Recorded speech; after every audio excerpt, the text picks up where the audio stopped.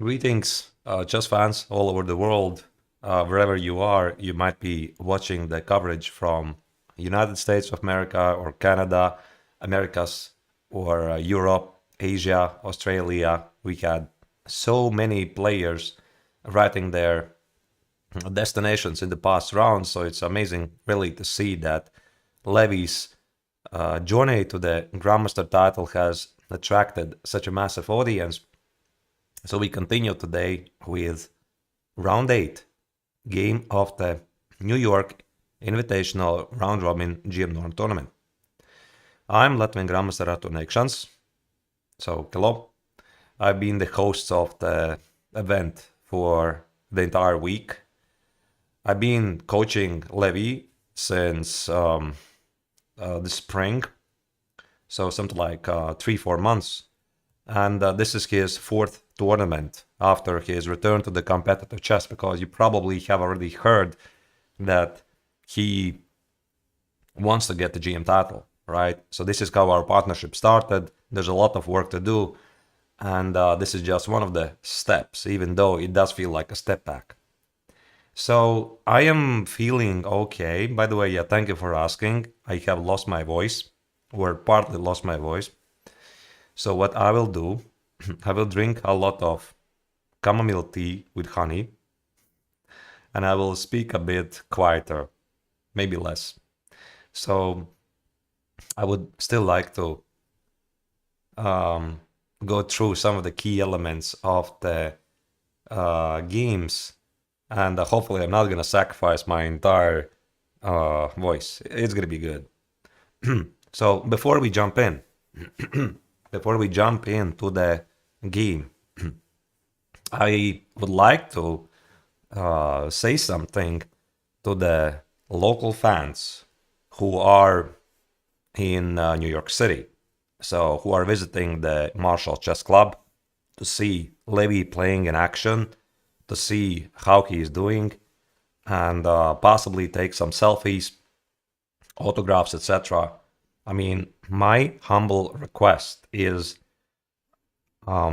please respect Levy's determination to go after the title. It is, I've gotten, sorry, I've gotten reports that quite a few players, basically every round, they ask Levy something, even during the game.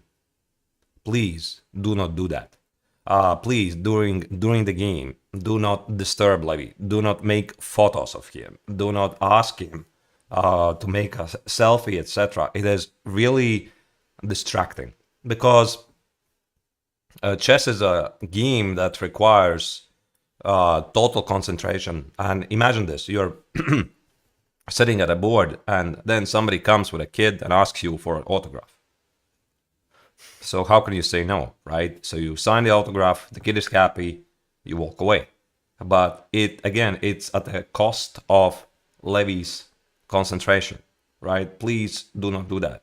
So I'm not really sure how to properly approach this, but I think it's just very logical. If you're there, you're seeing Levy play, leave him alone before the game, during the game especially. I mean, there should be even no question. Yeah, leave him alone, give him the privacy, and and allow him to play his game. That's it. So we are ready to jump into the action. In other news, there's again going to be no camera for today, and also for the rest of this tournament, because this is something that still distracts Levy a bit. Although I think he's mainly distracted by people who are, asking him something when he's trying to concentrate for the game, or God forbids, calculate variations, right? So we have a still image from the playing venue. So this is the board where Levy normally sits. No feed. And there's 2 more games. So our plan is simply to finish the tournament, because so far Levy has been struggling. He has only half a point out of 6 until yesterday's 7th round game. And finally, yesterday against Liam Putnam, he played a fine game. So I made, by the way, a recap about it. You can check it out on my YouTube channel. So at least there's something positive. And obviously, Levy is going to do absolutely his best to damage the bleeding and regain some of the lost rating points. All right. So Levy's opponent today is Igor Kovalchuk. I don't know him.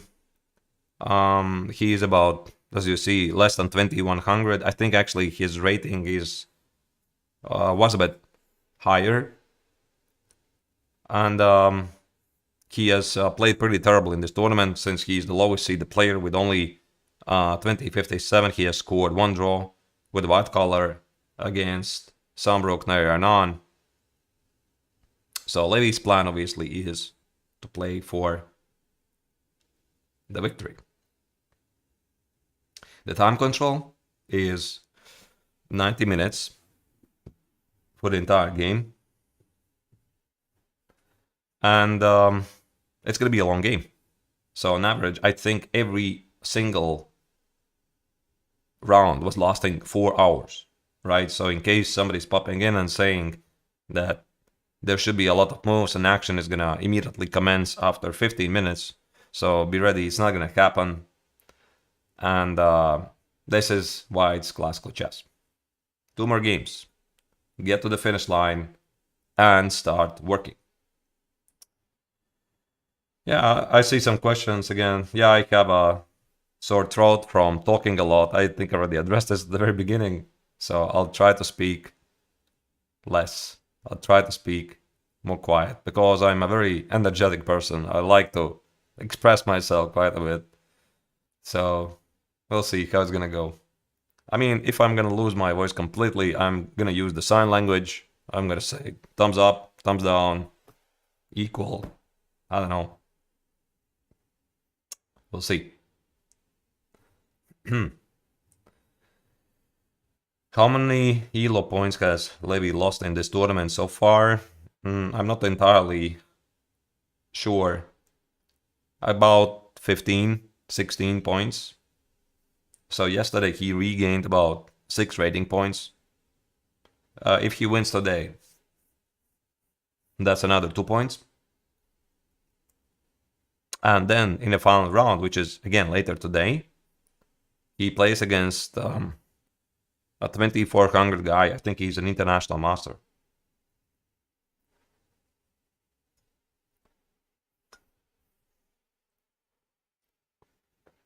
There is a 15-minute delay due to the fair play measures. So this means the game already has started. It started at 10 a.m. Eastern Standard Time and 4 p.m. Central European Summer Time. I'm not going to call out all the time zones. And in about four minutes, we're going to get the first moves. Yes, I'm drinking honey glazed, not lemon tea, but honey. Honey is in the tea, like 50% of the tea I'm drinking here.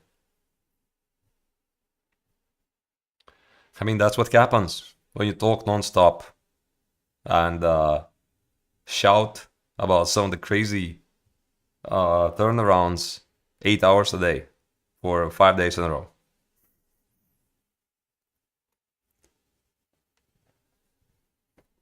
But I'm doing okay. So thank you for your concern. I'm doing okay. If I was not okay, I would not be doing this coverage.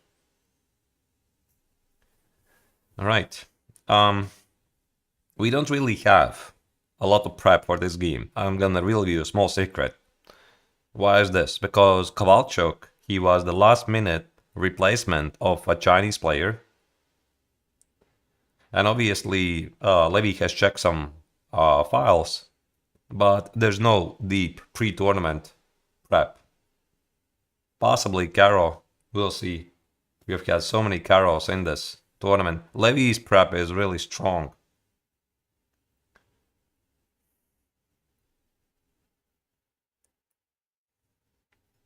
By the way, I completely forgot.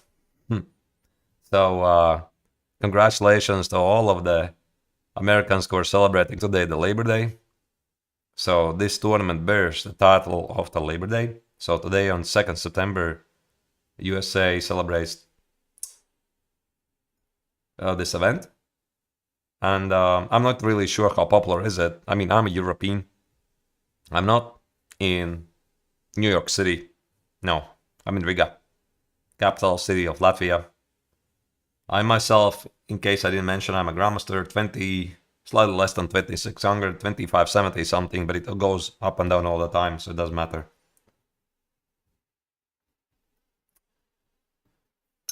So we're in for some action today.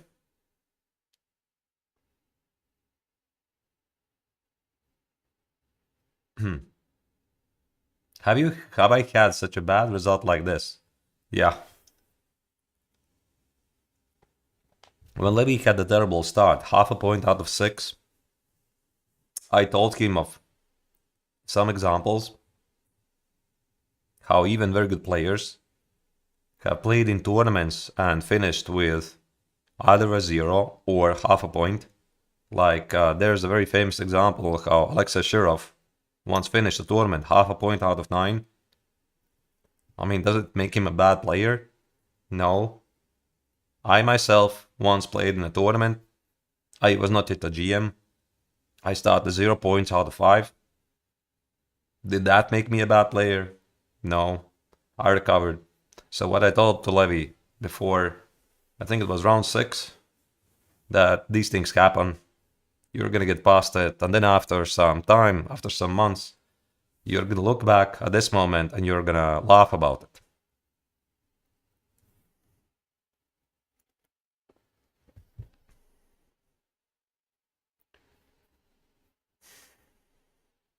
What about Fischer Taimanov 6-0? Taimanov never recovered.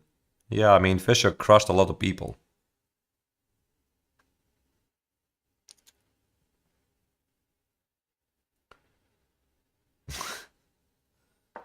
Alright, e4.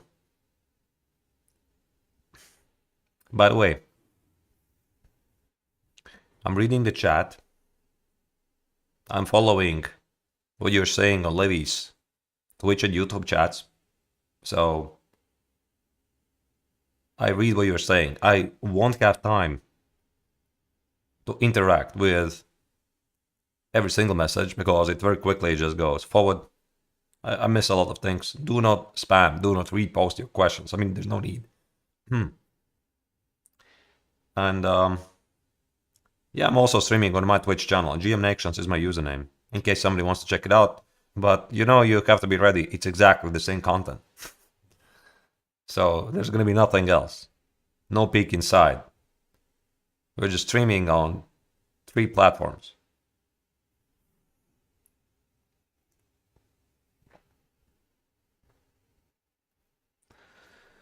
Levy's not yet making a move.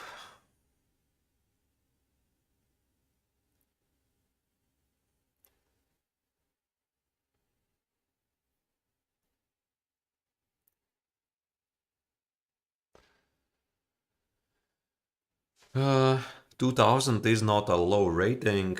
Yeah, but I think for a GM Norn tournament, it kinda is. Because normally everybody else is at least 2300. And Kovalchuk is 2057. He is not really affecting the requirements for the title seekers to get the norm.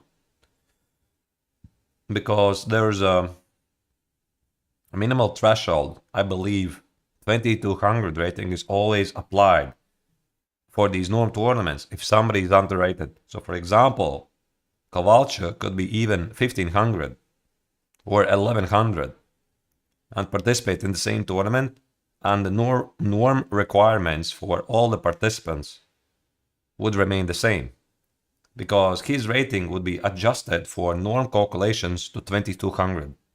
That's it. Only one player.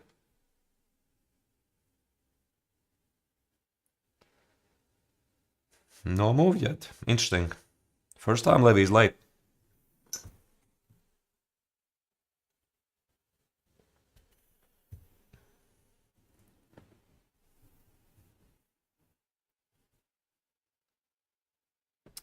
How do I feel about this matchup? I think Levy's prepared for this game? Yeah. I mean, obviously, mentally he feels better than yesterday.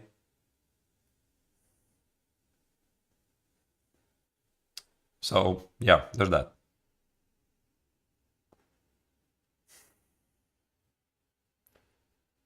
Maybe he's just late. Just a second.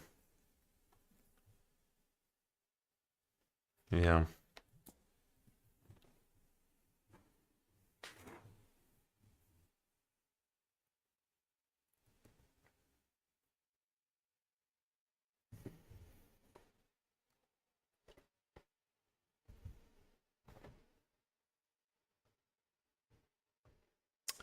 Yeah, so I think he's simply not yet there, present. Probably ordering some coffee in the local coffee shop.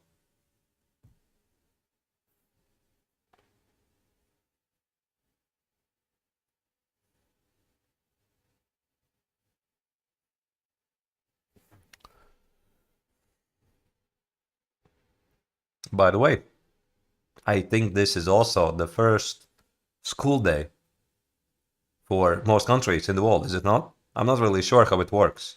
So, congratulations with officially getting past the summer. Now it's time to work. Yeah, in many countries. I'm not really sure. Sometimes in some countries there's a different schedule.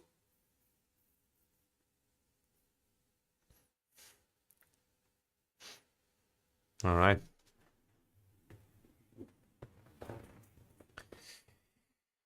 Where's the first move?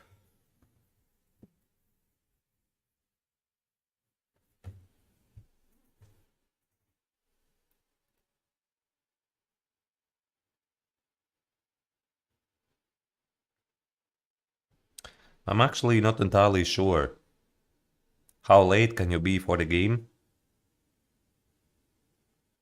Sometimes there's the no show up rule. How long can you be late before you get defaulted with a loss? So it really varies. 15 minutes, 1 hour. Sometimes it's immediately a loss if you're not over the board. Somebody wrote in the chat 15 minutes. I do not know. Maybe.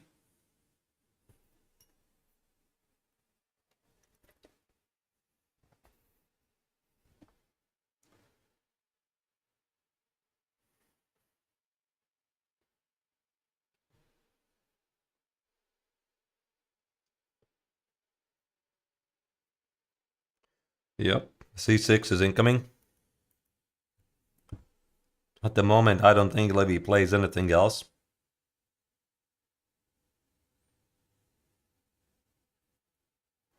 So we have obviously talked a lot with Levy about potential choices with black against e4. He's perfectly aware that Caracan is very predictable, even though he knows it inside out. So he's definitely going to get another defense. Something sharper, most likely. Not really sure.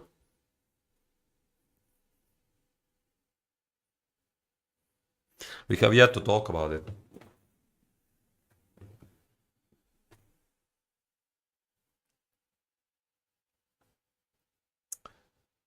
No more moves yet.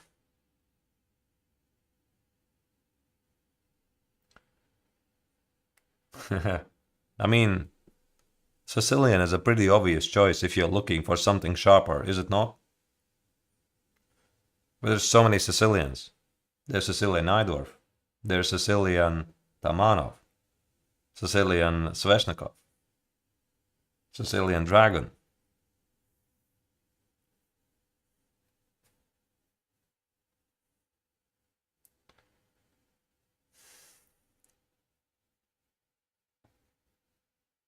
Okay, this is a bit odd. This is odd.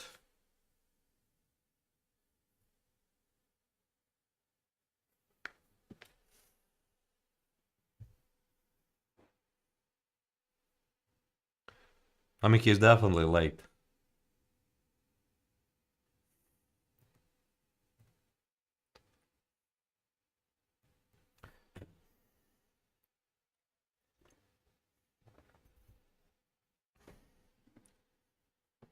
I'm pretty sure we are gonna get the move in the next couple of minutes.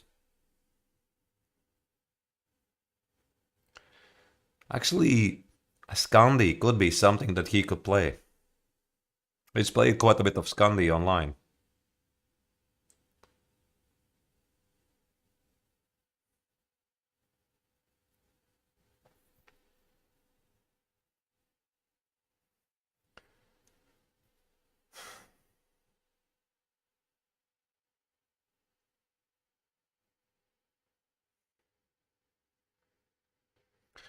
Now there's a reason, I'm sure, why he's late. I sure hope not that there's a Q who is asking him autographs before the game.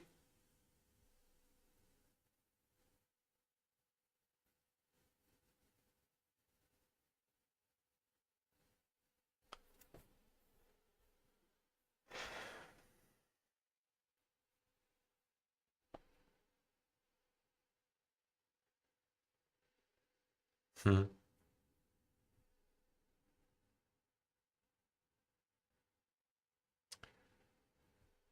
Yeah, imagine Levy not showing up and not even telling coach. No, no, no. He is gonna show up. I'm a bit surprised. Something must have happened.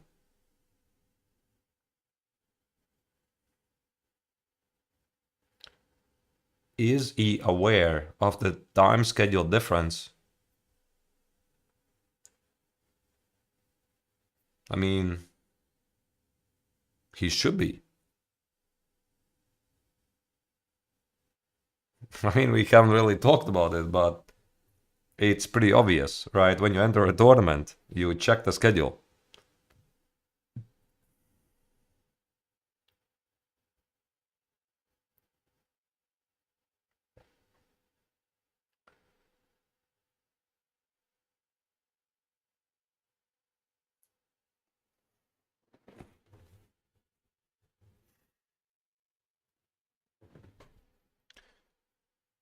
All right, 10 minutes late.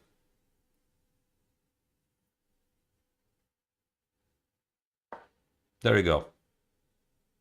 There you go. The game is on. Levy just sacrificed 10 minutes, and the Karakan is on the board.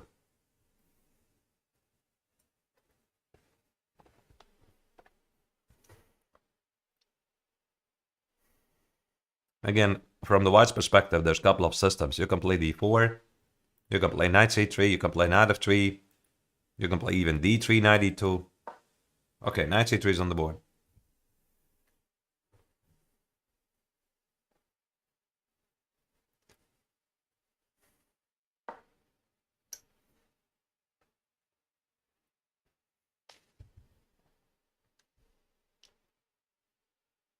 I think that white is going to play... Ah, no. Okay, this is interesting.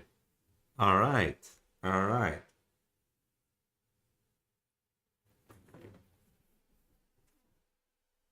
Now, we have prepped something here. I don't really want to reveal the secret. I'm curious if Levy is going to think if it's a good idea to play it in a tournament where he should normally win the game anyway. So there's a surprise. I don't want to reveal the secrets,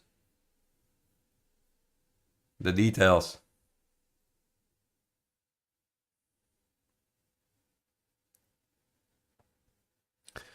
Sort of a trick line. Now he's choosing.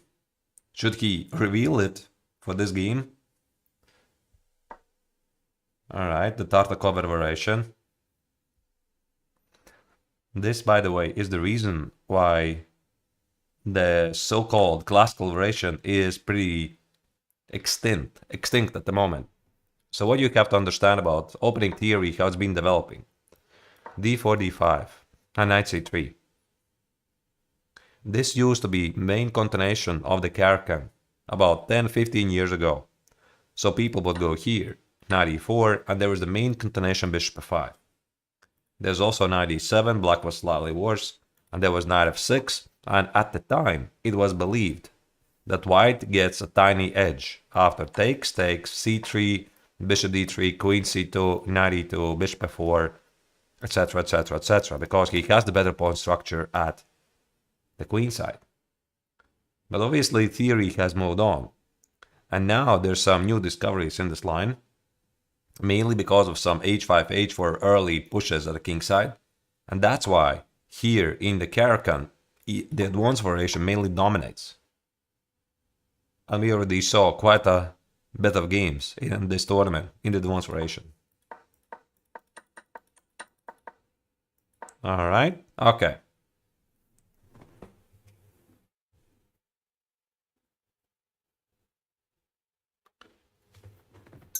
This is the theoretical line.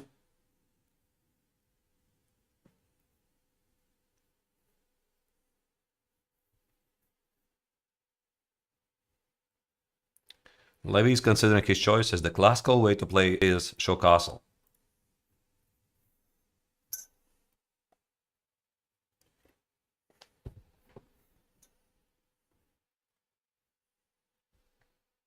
There are obviously other moves as well.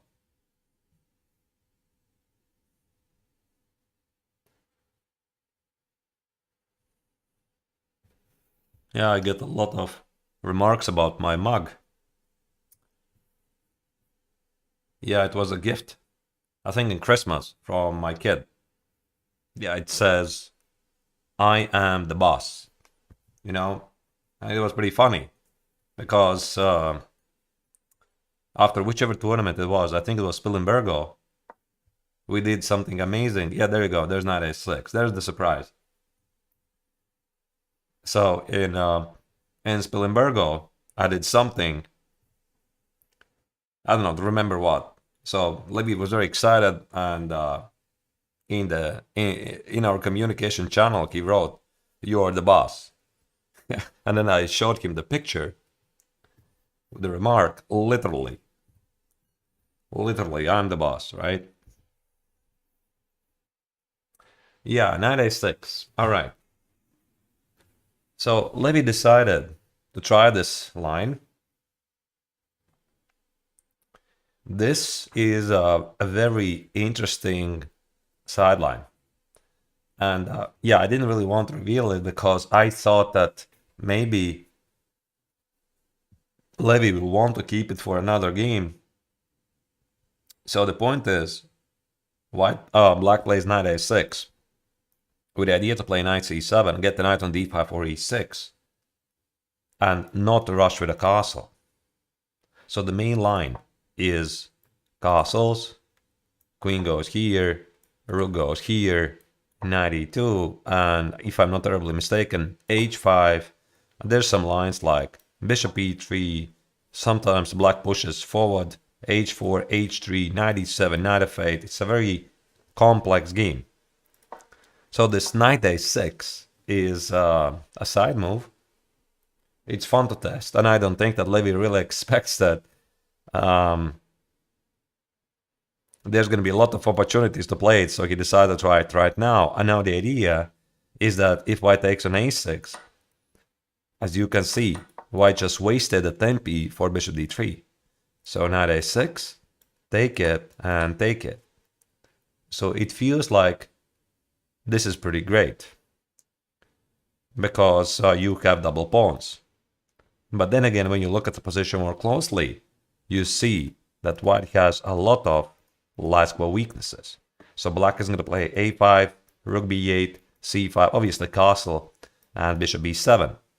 So after you position the bishop on b7, this bishop cannot be challenged. So knight a6 is the surprise. I'm sure he was considering whether to reveal it or not. But, I mean, obviously there's other ideas as well, so this is one of them. So he thought, okay, whatever, let me just try it out, see how it feels. There's a couple of nice lines. Nowadays, everybody plays the advanced variation anyway.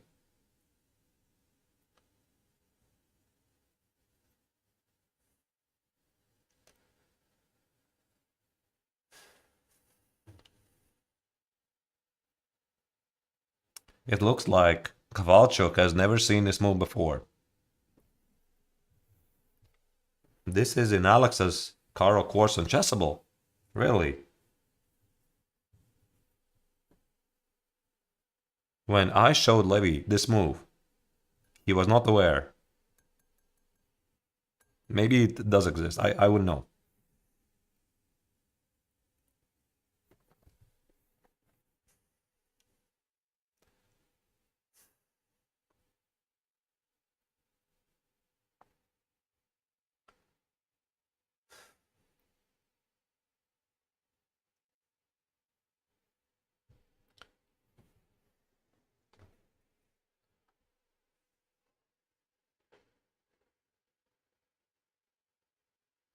Knight on the rim is grim. Daniil Antonov writes on YouTube. Well, but this is a path to get to c7 and either d5 or e6. Okay, this is the main line. So Levy should know the continuation. I mean, assuming he remembers.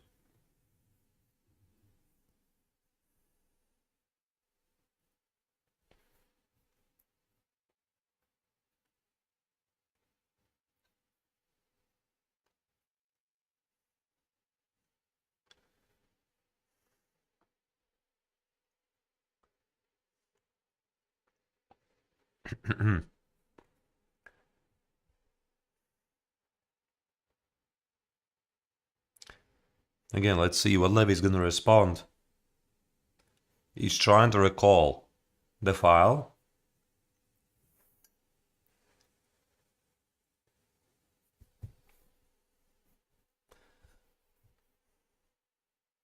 Yeah, guys, I see you again. You are talking about my voice. It's always this question keeps resurfacing all the time.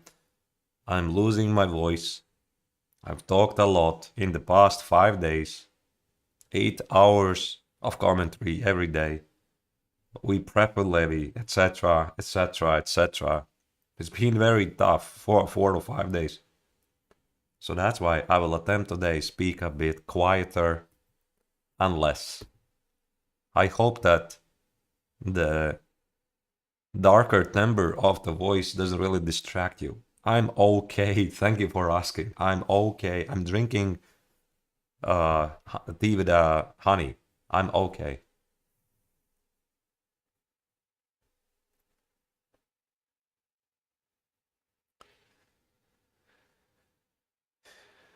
All right.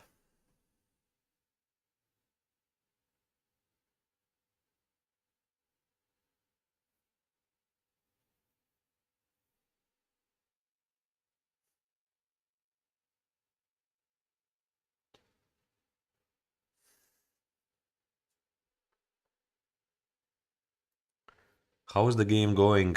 This is just the opening phase. Levy is trying to remember the prep. I do not know how much he checked before the game. He has this in the file.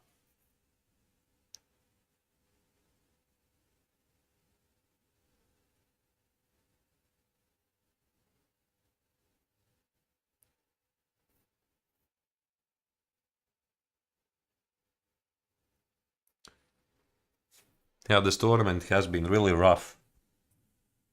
So, I mean, you put 10 very good players in the same room.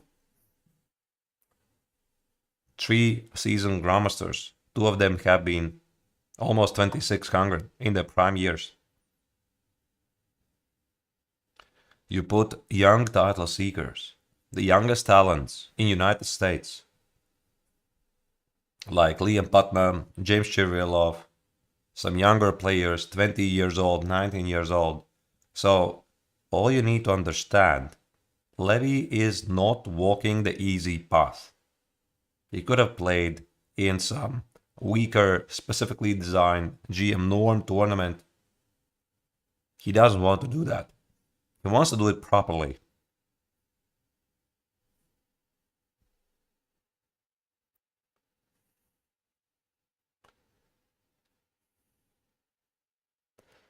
$92. All right. By the way, I'll maybe mention one thing. You cannot take the pawn. After g6, you're dropping the bishop.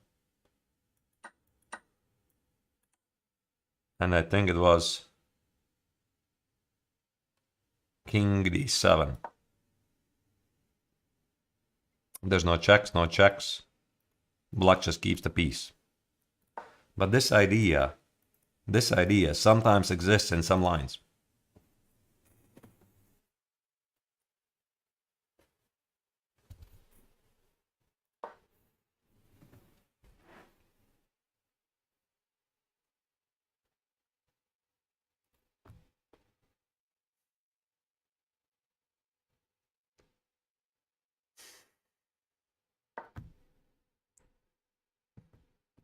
Levy can't wait for the tournament to be over.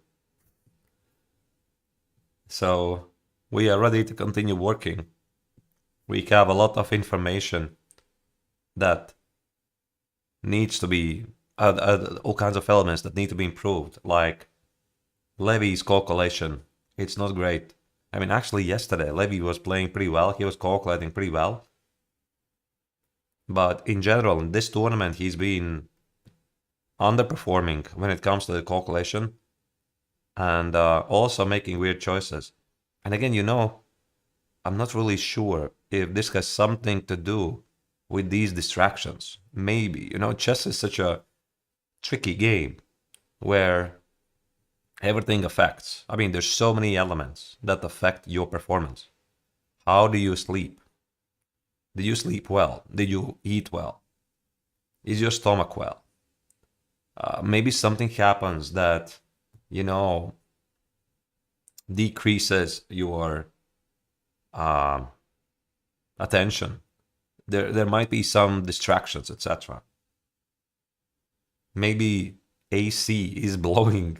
So, I mean, blowing straight to the face and you can't concentrate and you get cold. So there's so many things, right? So many things that that can affect. But, before the tournament, of course, you never know. Like, for example, Spilimbergo was a great tournament. Yeah, it's a great, nice, fantastic tournament. Italy, summer, etc. But at the same time, it was incredibly hot. So you're playing in a venue, huge venue of 500 people. There's some AC. It's 30, 35 degrees outside Celsius. Somebody probably doesn't wash himself, so it's all sweaty next to you. And again, it just distracts you. It's very difficult to play, right?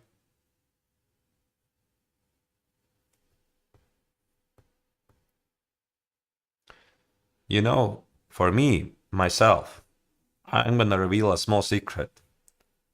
What are my requirements? H5, by the way, was played. This is a typical line. I'm gonna talk about it. What are my favorite requirements for a tournament or a chess league? It's a great playing venue. What does it mean? It's well lighted. There's not a lot of crowd.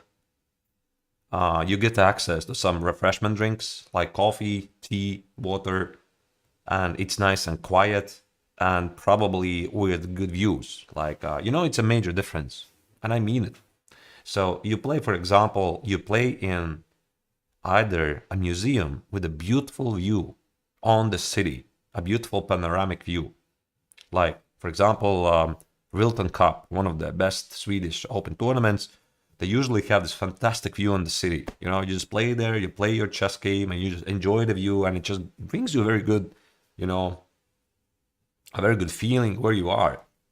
Or you're playing in a basement, an actual basement, or in a sports hall. Maybe not so nice. And of course, the food. That's why I suppose I really like to go Sweden all the time. They have the great food. They have very good locations. I like Swedish chess. I've been there so many times. So for me, Swedish chess league is the favorite.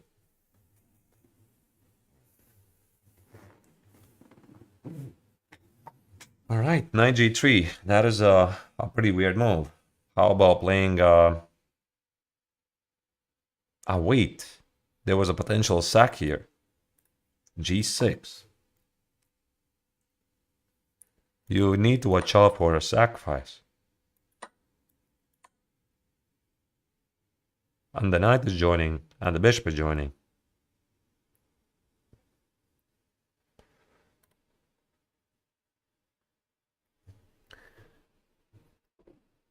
Have I stalled the Spillenbergo story yet? Okay, fine, fine. So I kind of teased about this story when I was doing the coverage for the Spillenbergo Open tournament. So it was pretty ridiculous because when I was doing commentary in Switzerland. So earlier this July, I was in Switzerland. I was the main commentator for Beetle Chess Festival. A fantastic event, by the way. If you want to go there, you should go. Eric Rosen has been there many times, like twice at least.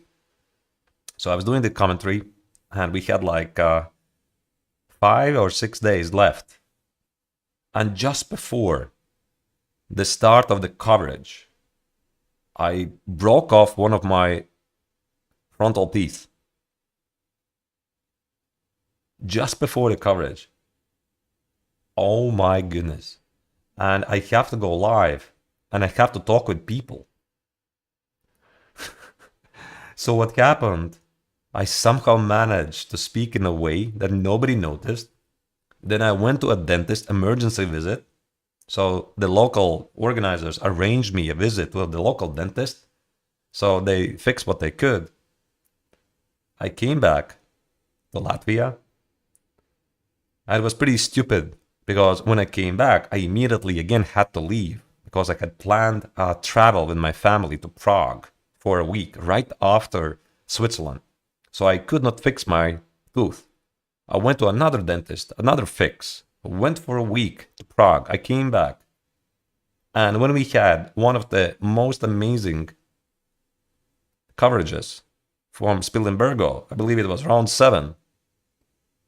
This was when they had just removed the tooth. It's unbelievable. I mean, I'm not sure how many of you even noticed. I had extracted the very same day. So I was like, I thought it's going to be a total disaster. I did not want to cancel, obviously, because I wanted to do this, obviously, and doing commentary for Levy is an amazing opportunity always, right? So actually, instead of a disaster, that coverage, and then I read very nice comments on Reddit, like I did some very nice commentary. That was actually the day they extracted one of my front teeth. Wow. So you wanted to know the story. Yeah, I know, maybe it's not very interesting about my dental stories, but that's the story. It's pretty ridiculous. All right. Yes. Let's focus on chess. Now you know. It's pretty ridiculous. Levy did not know. I told him after. And he was like, holy. And that's when he said, you're the boss. Yeah, and I showed him the mug, literally. Now I remember. All right. So now the question is, what Levy's going to do? Is he going to play g6 or h4? h4 allows knight f5. A g6 kind of limits the knight, but you need to watch out for some sacrifices.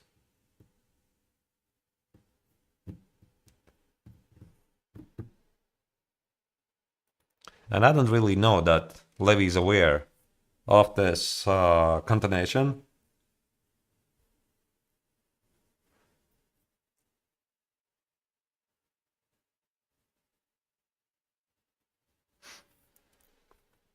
So there's a couple of choices. Okay, let's try to make work one of them. Can I play g6? I want to play 5.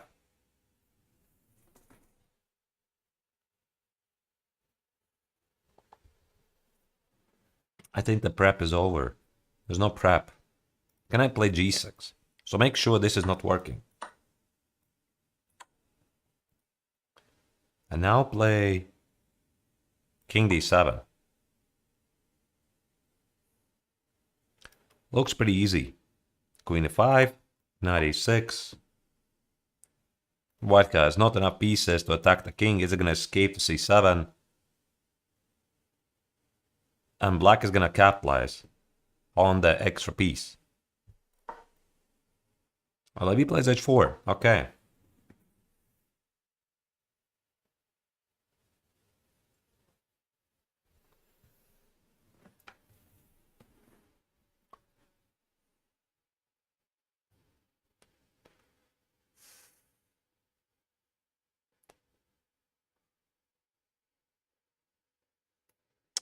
So I think knight f5 makes sense. And now the question is, does Levy go bishop f8 with g6? I don't think he wants to take. Maybe here. Give up the bishop. I don't like this. This gives white some command and control of the dark squares.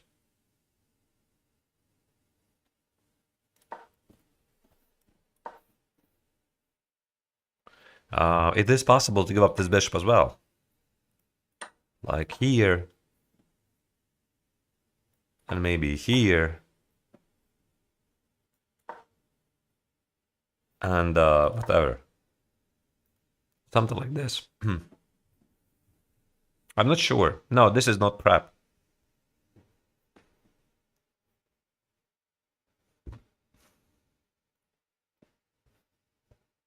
We're gonna get our answer pretty soon.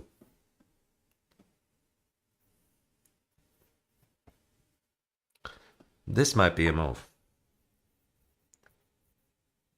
To play g6 and get rid of the knight.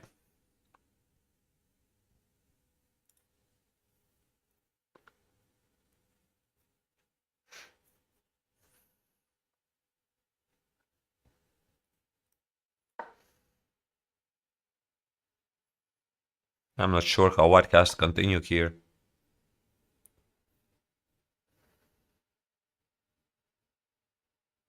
Okay, let's say something like this. You go here. You push away the knight. You preserve your bishop. And then you play f5. Here, and here, and here, and here. And here. I don't know.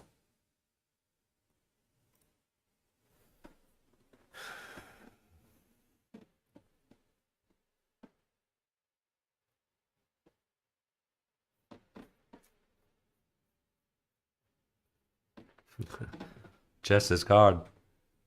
Yeah. Tell me about it. No, I'm gonna correct that. Not chess is hard. Professional chess is hard. Chess is a game. You sometimes love, you sometimes hate. It's a love-hate relationship all the time. Probably depends how you play. Just a second. I'm gonna make another tea. Be back like in a couple of minutes, okay?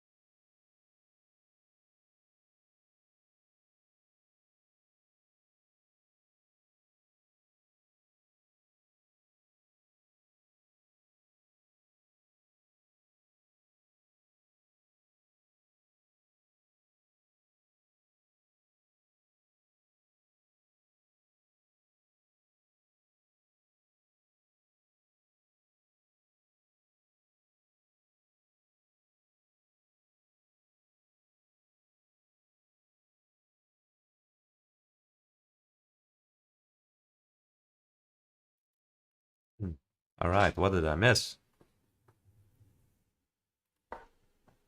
Take it. G6. Probably f5 and probably h3.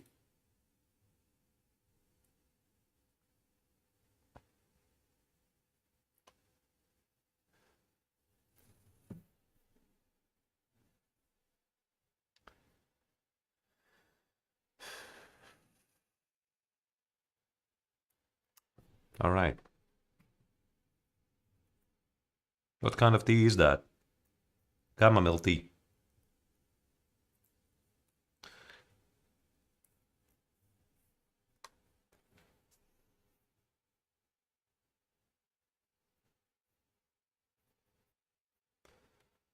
So let's try to work out a couple of lines.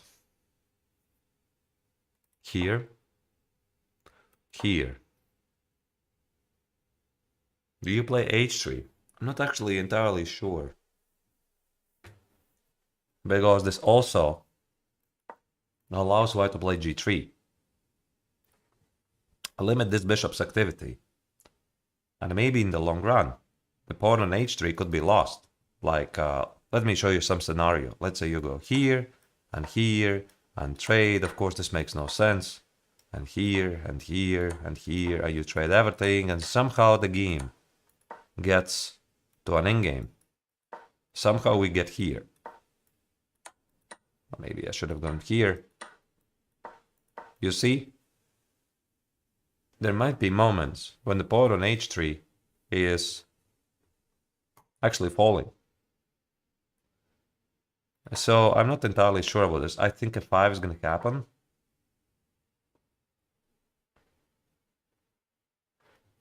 And then Levy's going to think.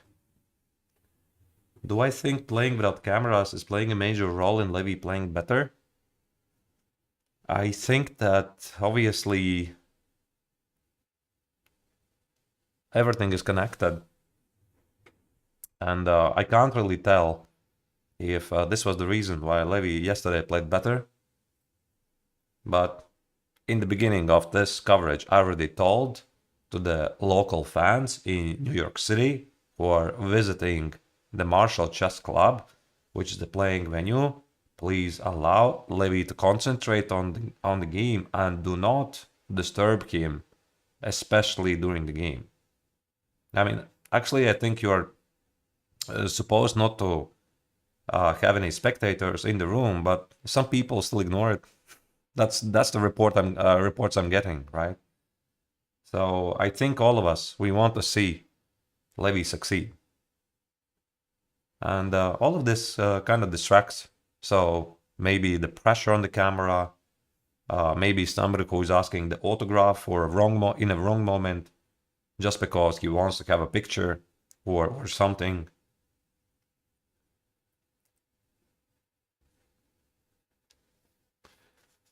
So yeah, this is just a message to the local fans. Yeah, just think about this. It's hard. It's hard, definitely, for Levy as a celebrity, right? Everybody wants to make a picture and ask an autograph. So actually, what I suggested to him, that sometimes he should organize some special fan days, like let's say you're playing in a tournament. Before the tournament, there's a fan day. You want to go there, you ask autograph, you make photos, etc. During the game, leave him alone. And before the game, when he's trying to concentrate.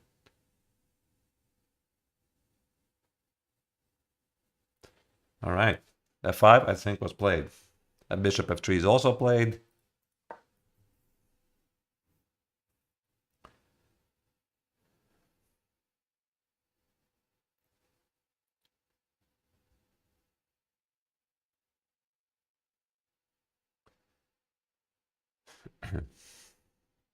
When is his next fan day? Actually, it's a good question. There's Windrax asking on Twitch. He's gonna play a match against Pia Crumling later in October. So after the New York tournament, we're gonna have a couple of months off. So we would like to use this time to do something.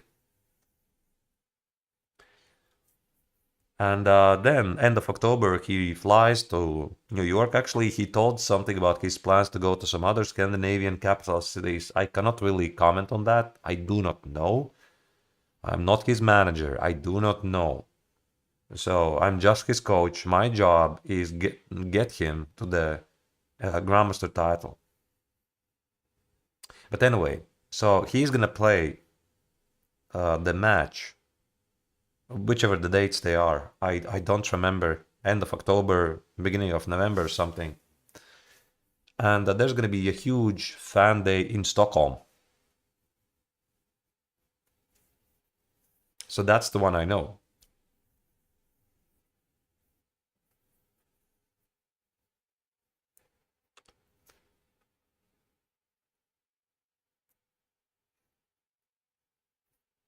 How many GM norms is Levy away from the GM title? I think I'm gonna mention it again. What are the requirements to get the Grandmaster title? 4. You need to get 3 Grandmaster norms. What does it mean? What does it even mean? Maybe you don't understand what's a norm. You show up in an international tournament that is recognized by FIDE, the International Chess Federation, and you perform at a certain level, which is 2600. So you have to play at 2600 ELO. And there's obviously more requirements, like you need to play at least 3 Grandmasters, the classical chess, obviously. I mean, not Raptor Blitz. There need to be at least 6 data players out of 9. The average rating is there, etc. You know, you can go check out FIDE handbook. There's a very nice table. You can calculate what are the requirements, but in a nutshell, that's it. So you have to play at 2600. That's why it is so difficult. You basically have to overperform, and you have to do it 3 times. So you have to get 3 GM norms. And since a couple of years ago, FIDE has changed rules that one of the norms has to come not from these closed tournaments, but open tournaments. And again, the difference between an open tournament and a closed tournament, mainly closed tournaments, if you're not talking about super tournaments, they're closed tournaments where the organizer invites certain amount of players, usually it's 10, for a certain reason, which could be to give a chance for the title seekers to get a norm. So this tournament, New York Invitational Labor Day closed round robin tournament, whatever the official title, it is designed for this purpose. It is running 5 days, 9 rounds. It's a very tough schedule. There's many reasons, mainly the costs of running a tournament. You have to pay for the tournament venue. You have to pay for hotels, for player flights, etc. So this is not a business project, really. And by the way, I would like to stress out that I have a huge respect for all the organizers who are doing this. So in this occasion, Marshall Chess Club, that is one of the oldest chess clubs in the United States. It was established in 1915. So anyway, you need to get 3 norms. 2 of these norms can be from closed tournaments like this one. So Levy shows up before the tournament and he knows if I get 7 points out of 9, I'm gonna get a norm, guaranteed. If he shows up in an open tournament like Spillenbergo, you never know. It's always a gamble. You might play really well. You might play at 2600 ELO performance, even 2700. But you do not get 3 Grandmasters as your opponents. You do not get 6 title players out of 9 as your opponents. And you do not get the required amount of countries represented. So I think it was like something like 3. 3 chess federations need to be presented, maybe 4. So it's very strict. So you play in an open tournament, you never know. Even if you play really well, you crush the tournament like 9 out of 9. in a tournament where there's a lot of grandmasters, it does not guarantee that you get the norm. That's why it's so difficult.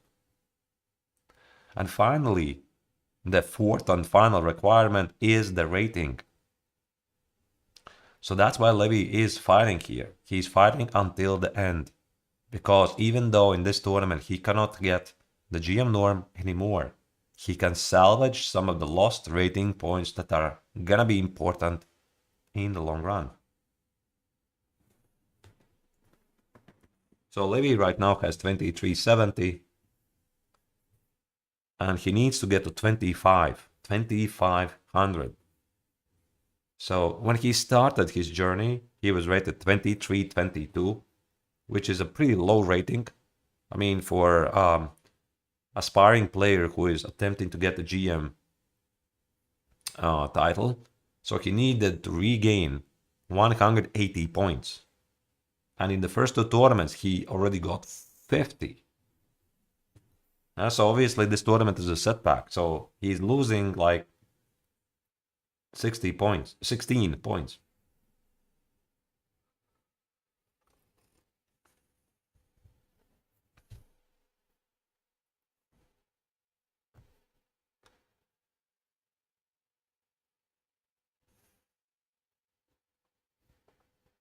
How long did it take it to get my GM title? Well, I didn't play competitive chess for about 7 or 8 years. I was an IM at age 18, which at the time was pretty standard. I mean, it was okay for a good player. And I dropped playing because I just didn't see why would I want to pursue professional career. And you know, the chess world back then, in the beginning of year 2000s, was very different. I mean, nowadays, we're so used to the things that we have. So I'm gonna maybe compare some of the big differences. So nowadays, we have such an obvious thing as Twitch. We're streaming things. Obviously, there was no Twitch back then. Nowadays, YouTube is a standard thing. Everybody's posting video recaps and etc. There was no YouTube in the year 2000. There was no Google even. Internet was with the dial connection. My very first internet was dial connection. I was like 17, 18. I still clearly remember this. It was amazing. I mean, there's nothing. There was no Chessable, no chess.com, no YouTube. And that was the time. Also, no Zoom, obviously, for chess professionals to coach. Yes, there was Alta Vista. There was nothing. You know, okay, maybe I probably sound like a boomer now. Okay, fine. I don't mind. But probably somebody who is of older generation, he's smiling at me, right? Because he would compare what I'm telling about the beginning of 2000, something like 1980s or 1970s. So there was even more things missing back then. So I'm gonna keep quiet about it. But you, dear viewers, especially the kids, you're living in a very privileged time. You have so much access to information and you shouldn't have any excuse not to become better. You have YouTube, you have video recaps, you have Chessable, you have courses, you have chess.com lessons. You can hire coaches, be coached by Zoom, by distance. This was not a thing even something like 5 years ago. Okay, even maybe not 5, like 7 years ago. It was basically unheard of. Okay, some people were using Skype, right?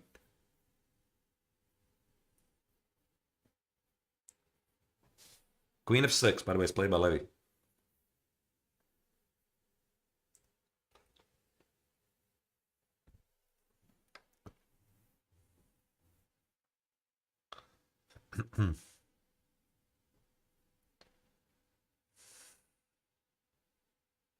Also, by the way, one amazing thing that is, I'm very happy for many young competitive players that there's so many universities in the United States that offer scholarships for chess programs.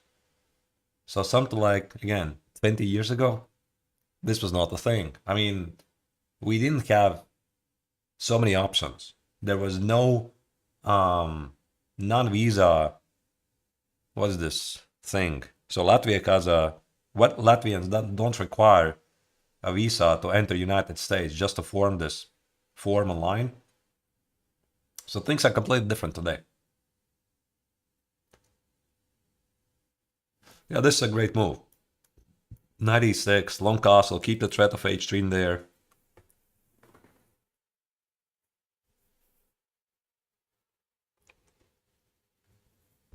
Will I commentate Stockholm match also? No, I will not.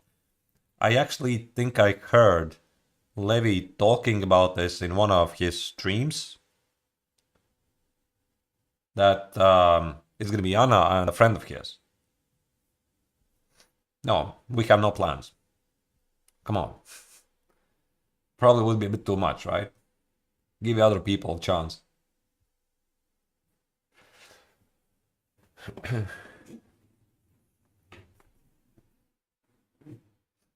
I'm not sure who's the friend. Maybe Alex. I don't know. I don't know. Tell you honestly, I don't know.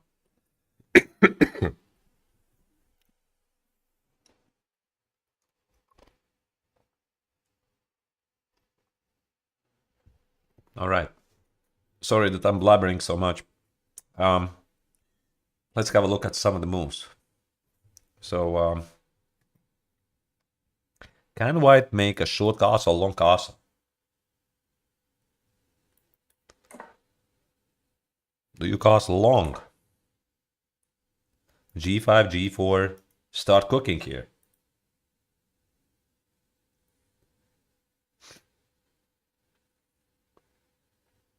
So let's say white plays A4. You play G5. This feels very risky. You play G4. Probably. Okay, maybe rook G8. And there's some problems. So white could play like B4, G4, bishop goes here. Could be some funny stuff here, like take it. I'm not sure. Maybe this is not appropriate moment. Like play G3. The point is, if you take it, it's probably a mate somehow. Like this. Just one silly line.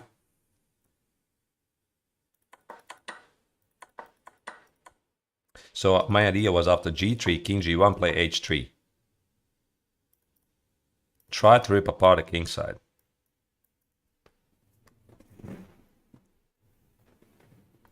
So this is one direction.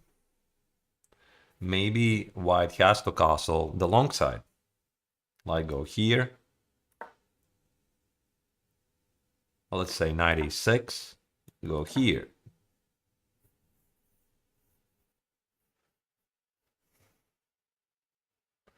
And now Levy could spicy up things by playing maybe short castle. Put the king on the other side. G3. Open up H file. H3. King B1. A5. Let's go.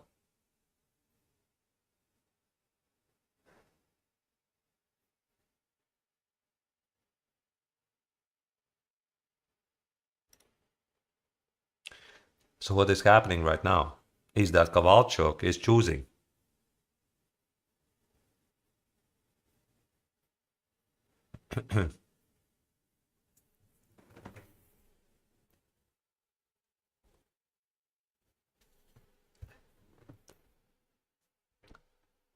Have I ever had difficult tournaments like this one? How did I overcome them in the past? There's a question on YouTube.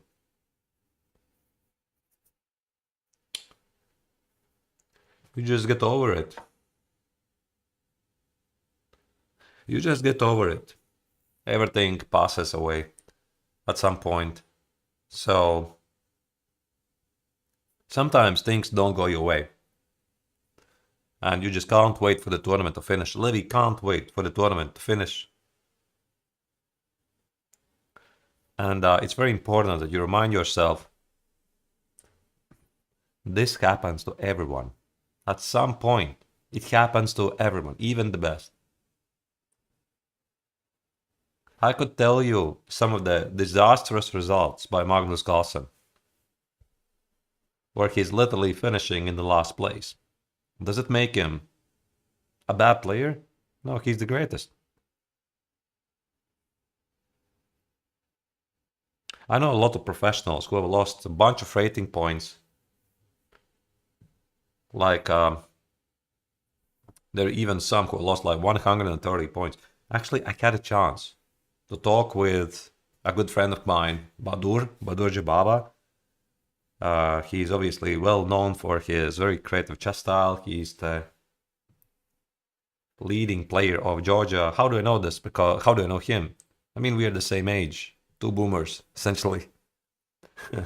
We played the same world championships, the same age. We were born in 1983. And I remember I once asked him, how do you feel about losing 100 points? Because he was 2700 and he dropped to like 2610 or so. And I said, Levy, how do you, what Levy, sorry, Badur, how do you overcome this? What is your approach? Because I'm also losing a lot of points. And he said, I do not care. Do not care about the rating. You know, it's a very easy thing to say when you're a grandmaster. And so many grandmasters, they start to lose rating when they lose motivation. I mean, they focus on other things. Like in this tournament, by the way, we have Mark Paragua, who is rated 2440. He's my age. He was 2600. He lost 160 rating points. What do you think is that? I suppose he's concentrating on coaching. Same applies for Oliver Barbosa. Also lost like 100 points. He was also close to 26.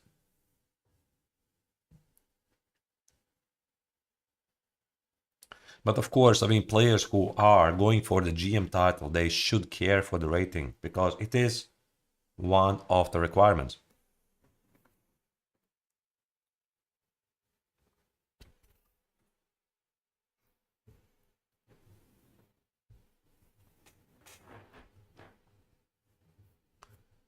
What do I think about the championship title Dingley ran against Gukesh? I think it's going to be a very much one-sided match, unfortunately. What happened to Ding?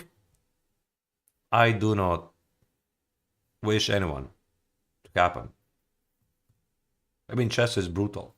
Some people, um, some people just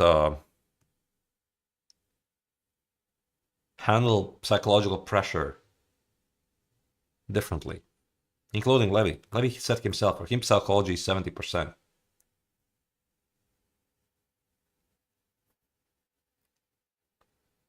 All right. Levy is choosing. By the way, Kovalchuk is playing very quickly, 1 hour and 18 minutes. This is a good sign. This means the game's going to be faster over. Does Levy have to abandon the Caro? No. Caro is a great defense.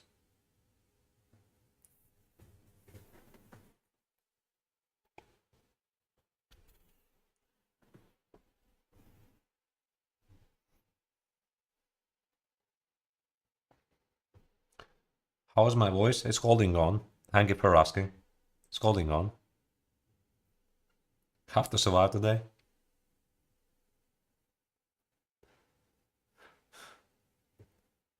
Yeah, the alternative is run the final round with just no commentary. I don't know. We'll see.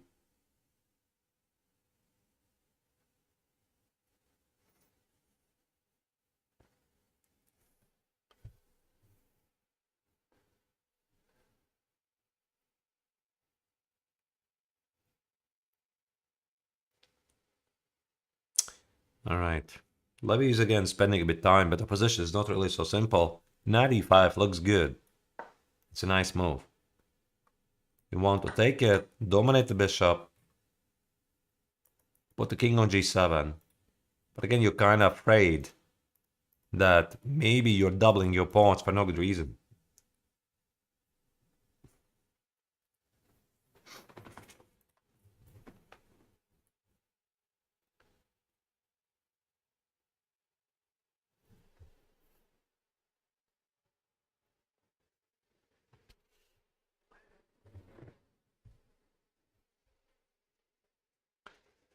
Is this last stream? No, there's one more round. Later today, there will be round 9. I'm not entirely sure I will be there. So that's why I'm trying to preserve my voice.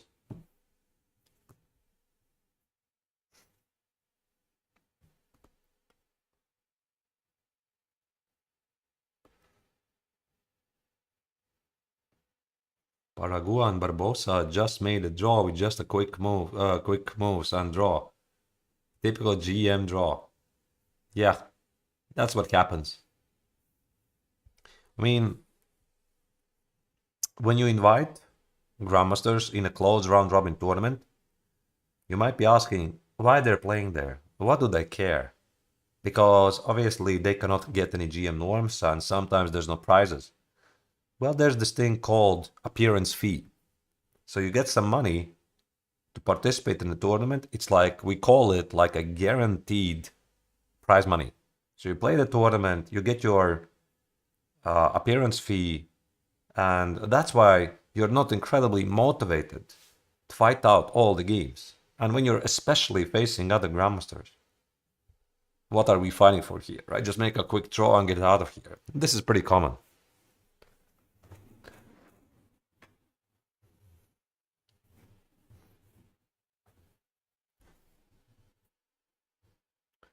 How much is the appearance fee? I have no idea.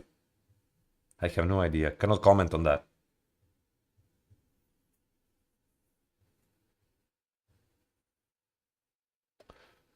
But probably it's something like this, that the other players are paying entry fee, and obviously it's allocated to the grandmasters, or at least part of it. That's how it works, at least normally, unless there's a sponsor.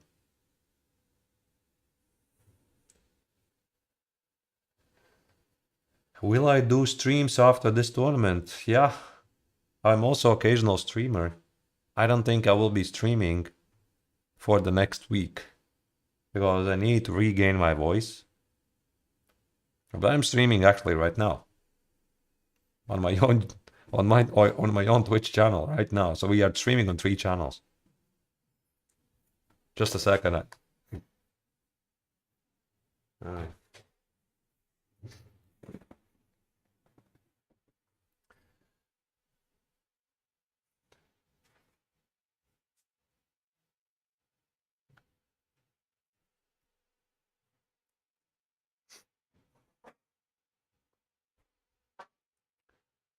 All right.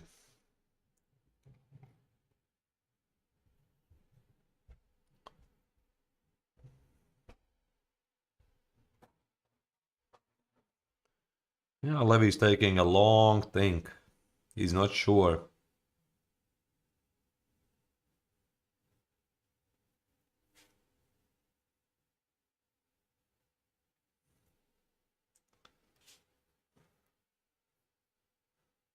Actually, not just, but today, I got a very nice idea. And I would like to thank some of the amazing people who leave comments on my YouTube page after I do the recaps. And a couple of times they suggest very nice things. Like, I think it was today. Somebody wrote, I should do reaction videos on Levy's recaps. And I was like, yeah, that's a totally great idea. Because I could explain what Levy is saying and where he is possibly maybe not thinking deep enough. I think it's a great idea. No, not recap of a recap, just my thoughts. But I think it's probably gonna be some sort of a stream type. I'm gonna stream it and then just cut it out or something. I'm not yet sure. It's a great idea. So it's also a good thing for you. It's like a free lesson. Like obviously most of you are aware that Levy posts all of our training session videos on his Patreon. But this could be like something extra. I also have all the videos, by the way, but I don't really want to compete. And then Hikaru can react to my reactions. And then I could react to Hikaru's reaction to my reaction. Yes, yes. Content 24/7.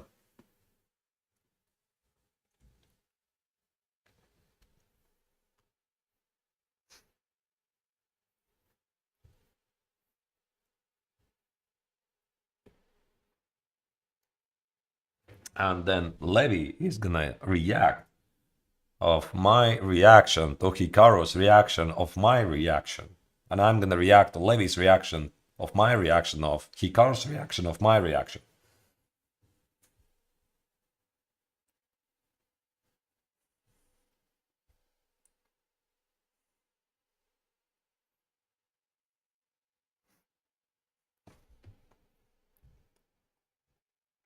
'95. Yeah, did I mention this? So Levy decided to centralize the knight. It's a nice move.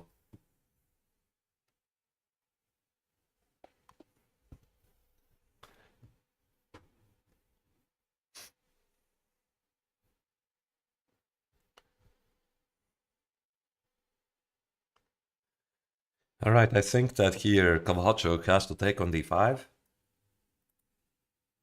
Can he play something like takes, and queen b3? Hit these pawns. In the worst case, Levy can play f4. He can play queen e6 and castle long. So the pawns are protected and the white king is weak.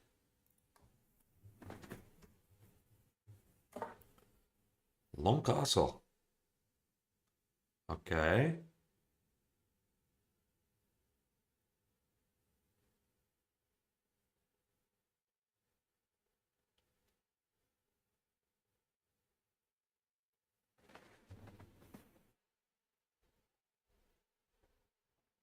Now the question is, what's he gonna do? Is he gonna take on e3? It looks perfectly reasonable, but I think it's about equal. Is he gonna castle long or castle short? Typically in these positions, you always, at some point you play b5 to preserve the knight. So even this might be a move. It's a very common move. You want to keep the knight.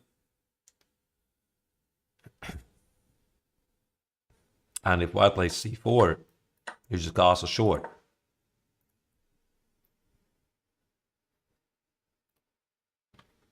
Okay, be back in a minute.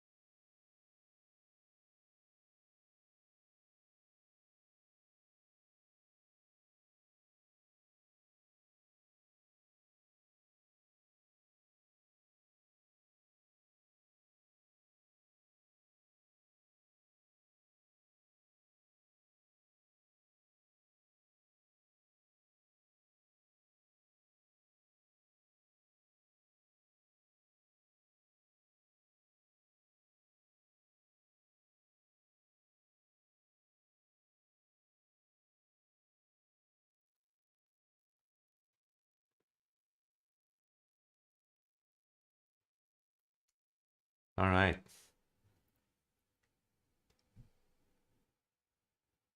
Big decision here for Levy. Where to put the king?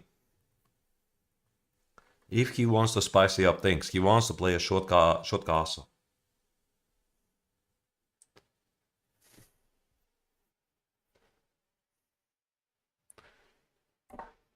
There you go. Levy plays for the win. I mean, at least in theory. Why do you want to castle short when your opponent has castled long? You want to use the queenside pawns to get to your opponent. If you castle long, this means your king is positioned exactly the same way. And naturally, you cannot push these pawns anymore because you weaken your king. And if you don't push it, the position is simply positional. Now it might spicy up.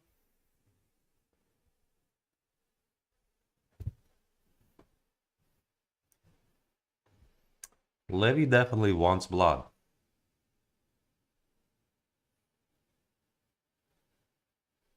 How much rating will Levy save if he wins the remaining games? That's a good question. So with this game, if he wins it, of course we are still very far. I would say 1 point, 1.5. How is it calculated? If you play against an opponent of your same rating, like if Levy plays another guy who is 2370, it means a victory is worth 5 points. If you play a draw, you get nothing. If you lose, you lose 5 points. And then the next step is 70 points rating difference. So if Levy is playing somebody rated 2440 and he wins, he gets 6 points. If he draws somebody rated 2440, he gets 1 point. If he loses 4 points. So against Kovalchuk, you do the math. I can't very quickly calculate. The difference is 320 points divided by 70. So that's what? 1 point. It's insane. Not really great. You worked really hard for the entire game. And if you win with the black color, you get 1 point. So in the final round, he plays against 2420 rated guy. For that victory, he could get about 6 points, so he can get 7 points. He can salvage 7 points.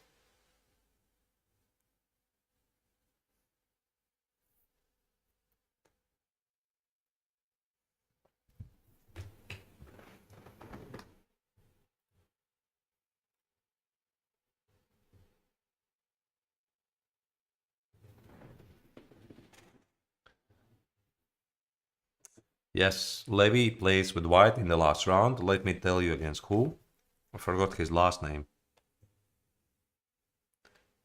Robert Shklyakchenko. Probably non-Russian speakers will have difficulties to pronounce it. Like, I always enjoy when people try to pronounce Nepomniachtchi. Yeah, if you are not speaking Russian language, good luck pronouncing Nepomniachtchi.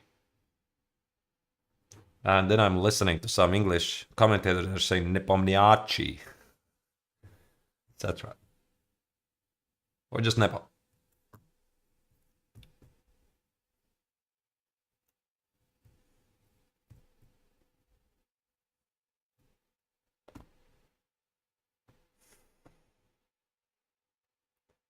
It's like people saying fianchetto.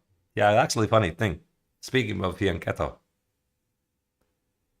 So I'm saying fianchetto. And I've noticed by watching Hikaru's recaps, he says fianchetto. To be honest, I have no idea. What is correct? I don't care. Whatever. As long as you understand it, it's fine. It's a joke, yeah. Whatever. Probably, yeah. I have no idea.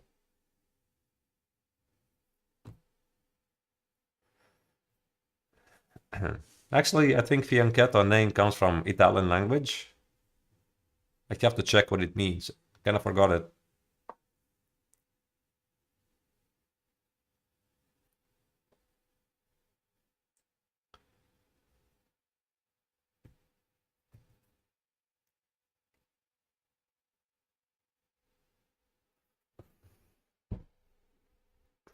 King b1 is played. It means small flank. Okay, that makes sense. Flank is fianc, and cetto is something smaller. Okay, I got it. Yeah, that makes sense. It's actually very interesting, right? How there are terms in chess. We don't really have an English name for that. For example, how do you call in English fianchetto? I'm fianchettoing the bishop. I am flank developing my bishop. Or for example, en passant. Yeah, I'm capturing the pawn en passant. How do you... I'm capturing the pawn by walking past it and then taking it, or whatever. Just, there's no name. Rugier. Zugzwang also, yeah. Actually, so it's a lot of languages. German, French, Italian. Zugzwang, en passant, and fianchetto. Probably there's more.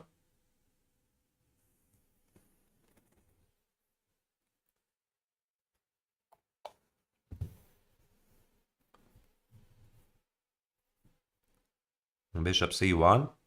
So white retreats with the bishop.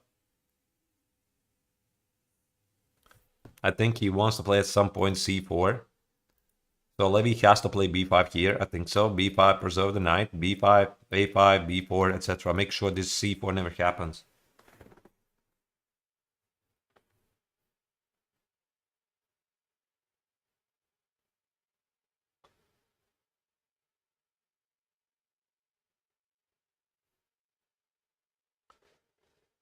You know, as I already said, yes, Kovalchuk plays quickly.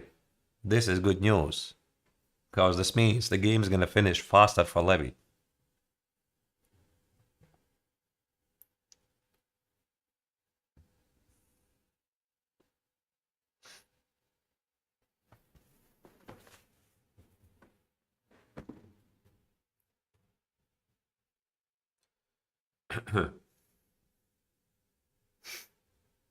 Okay. Can I play b5?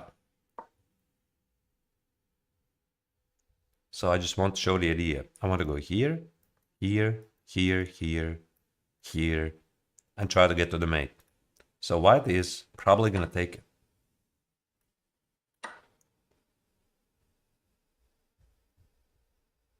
And white could play rook e1. But actually look at this. This pawn on h2 now is under attack in some lines. I mean, you can actually grab the pawn. So I think that Kovalchuk will have to include h3.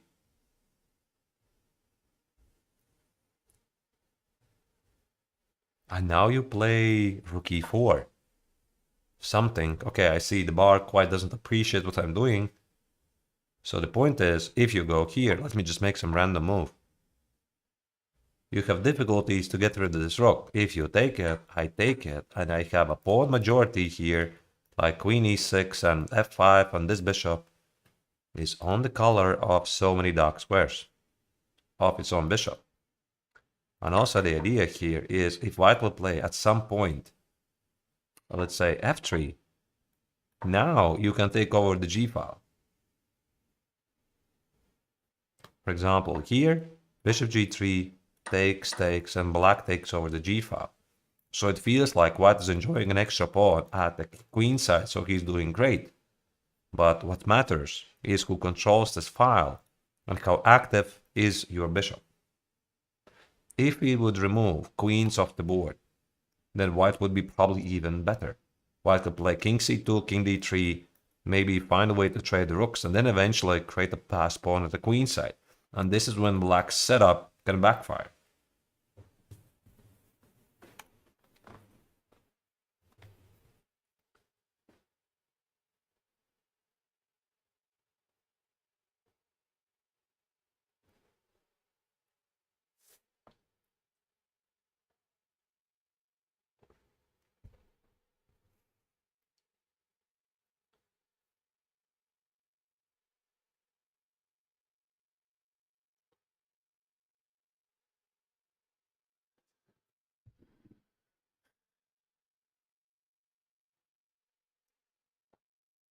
All right.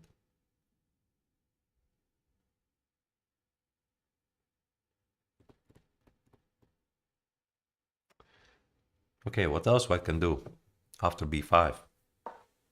Who says you have to take it? Can you play h3 to play rook e1? So I want to play e5. You play rook e1.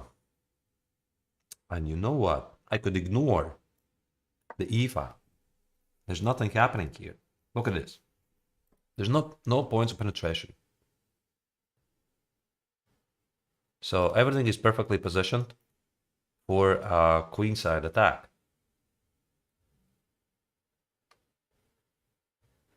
So let's say white plays something like a3. This would be disastrous.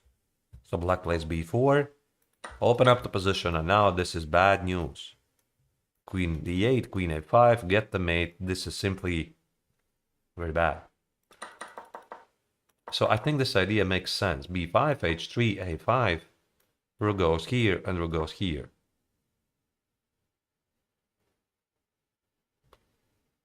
So Cavalcio cannot trade off the queens. So he could play some king goes here, but there's some tricks, you know? For example, what if I play b4? You play c4. What if I play b3?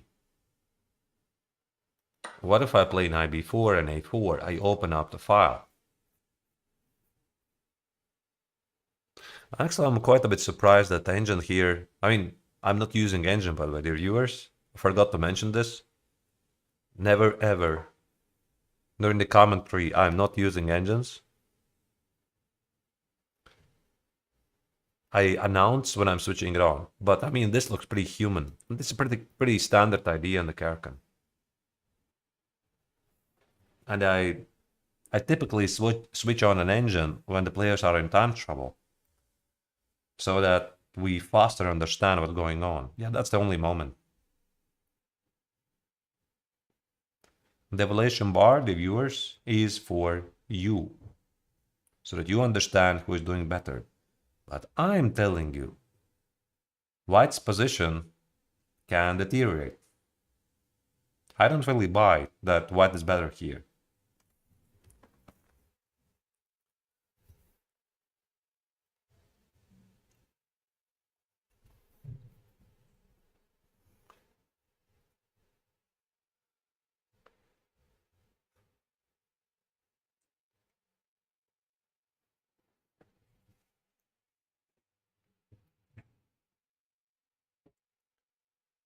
Yeah, 38 minutes or 36 minutes already for Levy.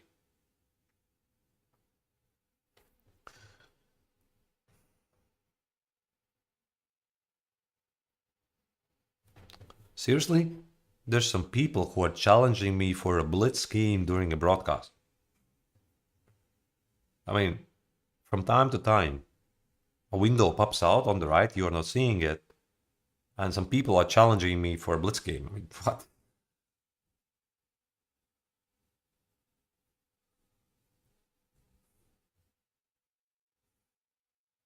No, not even GMs. Just fans.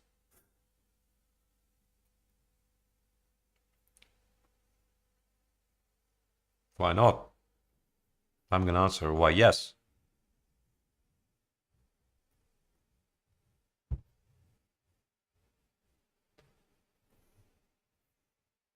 Oh, I have 16 incoming challenges.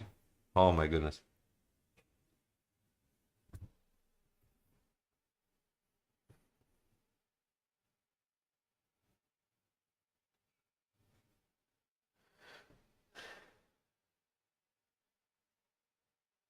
Yeah. All right. Let's hope that Levy's gonna play a bit faster.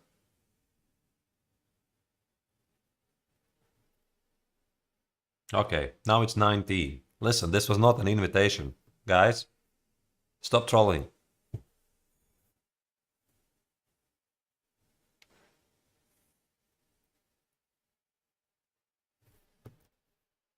Yeah, yeah. Yeah, yeah, it's increasing, yeah.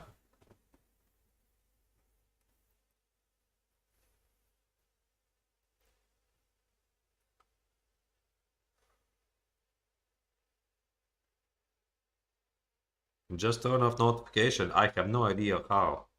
Ah, but there.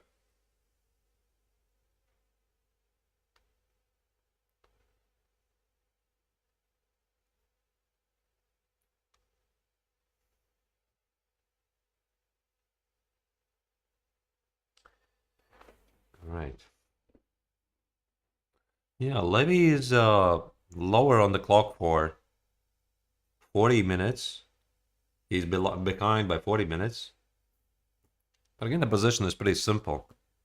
Not really that difficult.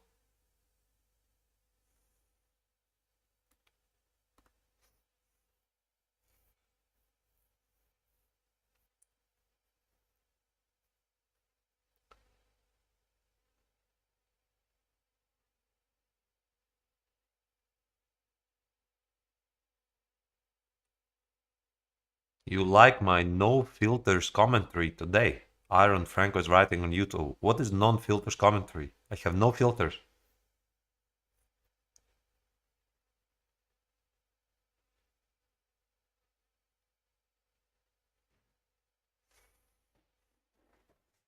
Ah, mic filters.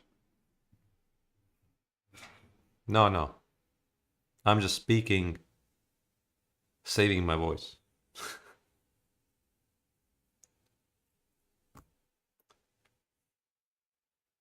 I'm trying to speak as as softly as I can. Do you know who I'm speaking? Like right now, yes, yes. There's this idea. You know, I could play b5, b5, a5, and and here after a4, I have an idea. Rook e to b8, and I want to go for a queenside attack, and then if white responds something like a3, yes, yes, then I'm gonna play b5, a5. Do you like that? Ugh.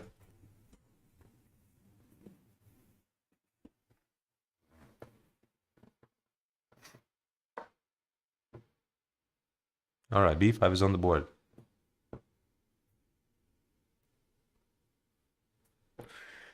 Now, obviously, I am just repeating what already Danya did. You know, I recently did an article for chess.com that will be released in about a week. So you're going to see what it is all about. And I was asked a question uh, about which specific piece of video I like the most. And I'm a big fan of Nardisky's impressions of famous commentators.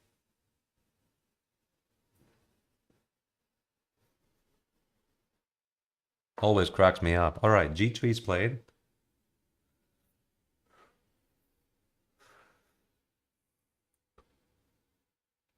I think H3 is going to happen. Yes, I think we are going to play H3. And do you know why we are going to do this? To keep the H file closed.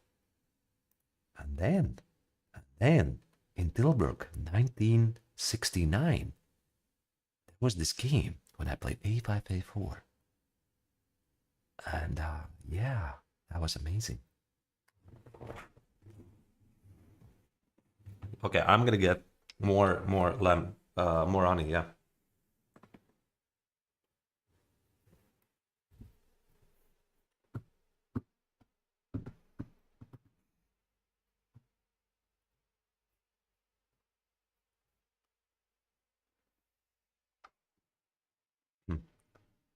Maybe I found a new way to commentate.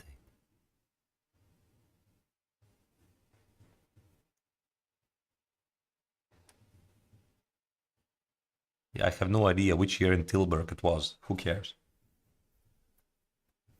All right. I think that h takes on g3 kind of makes no sense because it opens up the h file. So h3. But again, I mean, Levy's a bit concerned that this pawn on h3 in the long run might be lost, right? So maybe he is going to keep the tension here.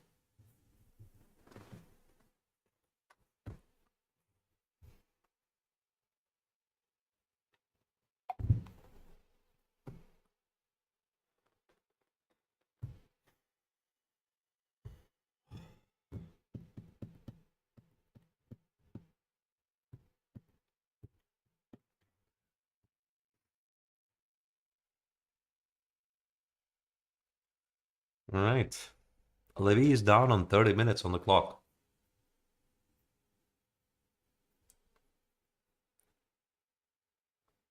Big decision here.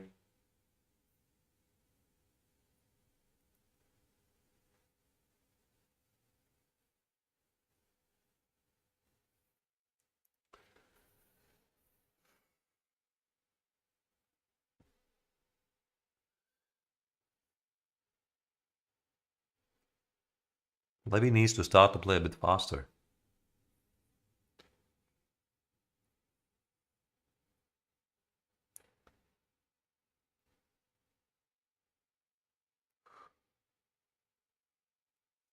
So Levy is already below 30-minute threshold. Big decision, h3 or a5. I think Levy should play a5, but I'm not sure, to be honest. I think a5 is a move.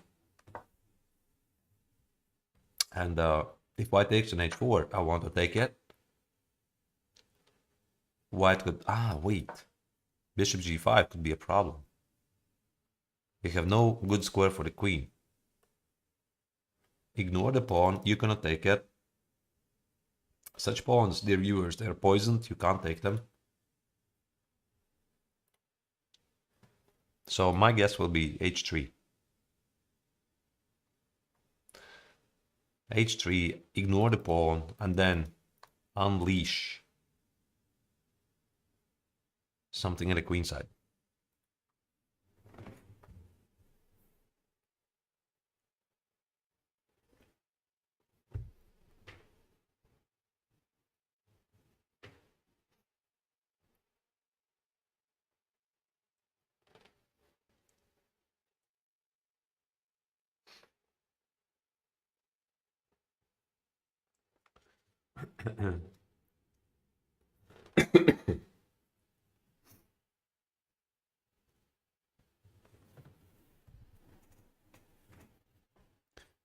Can I show my GM title?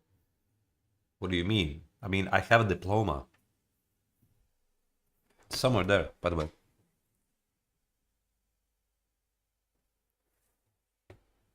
I could show you. I mean, it's just a paper, but obviously it stands on a honorary place. And speaking about my shelf, we had this discussion yesterday. It's not warped. No, it's pretty solid. I posted a picture. By the way, I forgot to post a better angle. Yeah, I should do it. It does feel from the lens of the camera, it's like tilted because of the weight of the trophies. But no, there's no curve.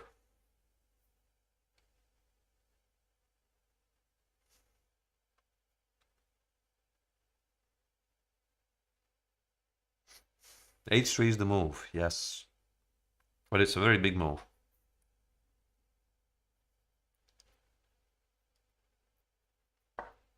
It's on the board. Okay, so the engine slightly prefers white's position. Again, it means nothing.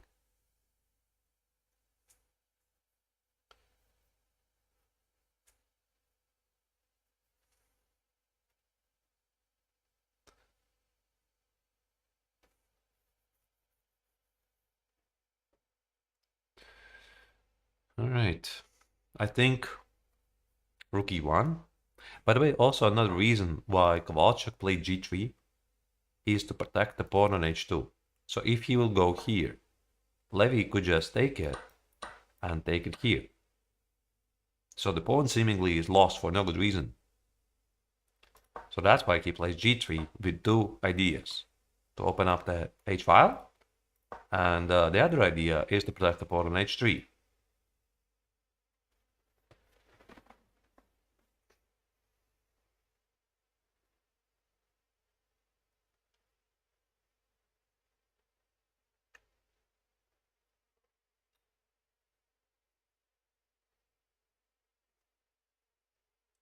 27 minutes for Levy. 1 hour and...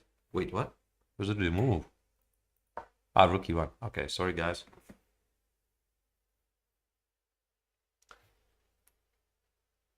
I think rook b8.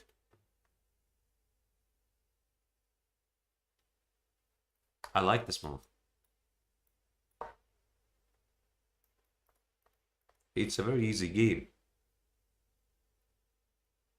Because why do you need avoid trade of the rooks? Because if you trade, your king set attack, I'm sorry, queen set attack, maybe is not going to be as strong. You need another rook here. b4, a4, b3, etc. You never know when you're going to need one.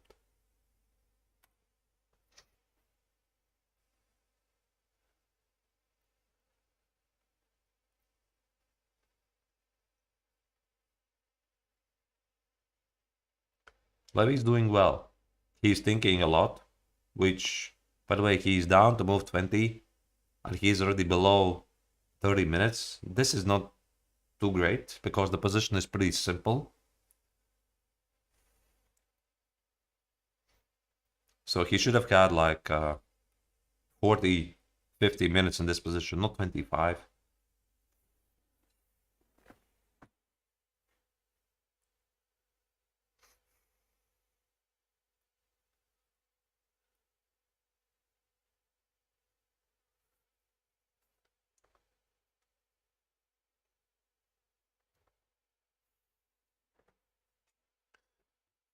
The position is very unbalanced. So I think in Levy's best interest is to go for attack, because if he trades too many pieces, the pawn on h3 in the long run will be a weakness, and then white can use the two bishops to capitalize on the pawn advantage at the queen side.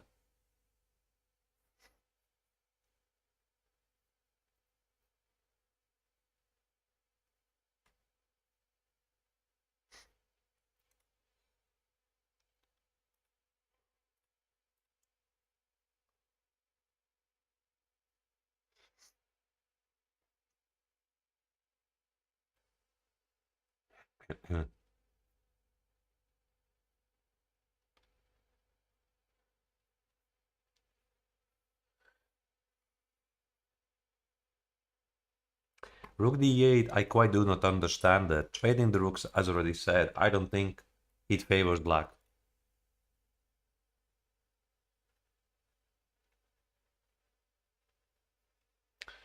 When is the best time to visit Latvia?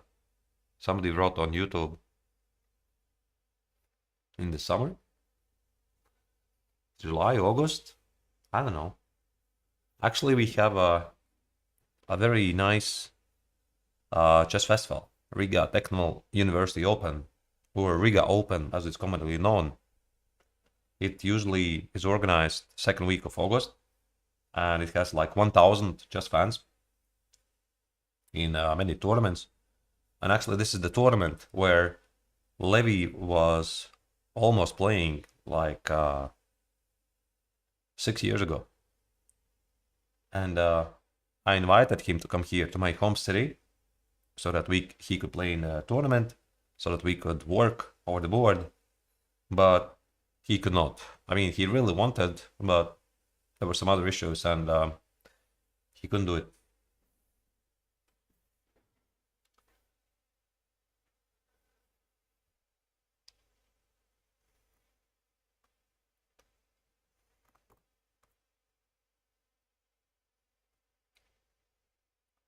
Yeah, now the 50-minute difference. Also, of course, we don't have any information about the game.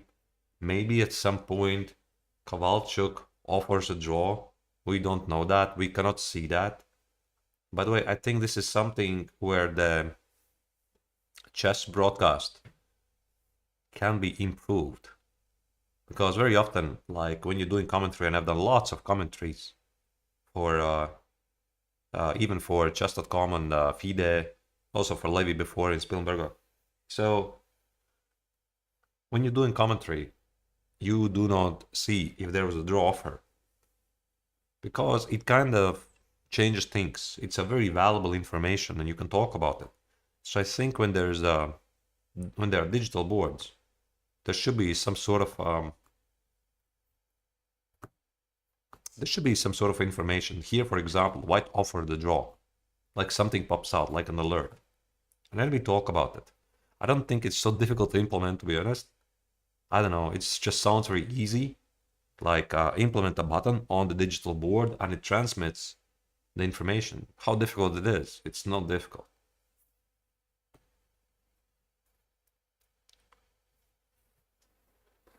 Okay, maybe nobody really cares about it.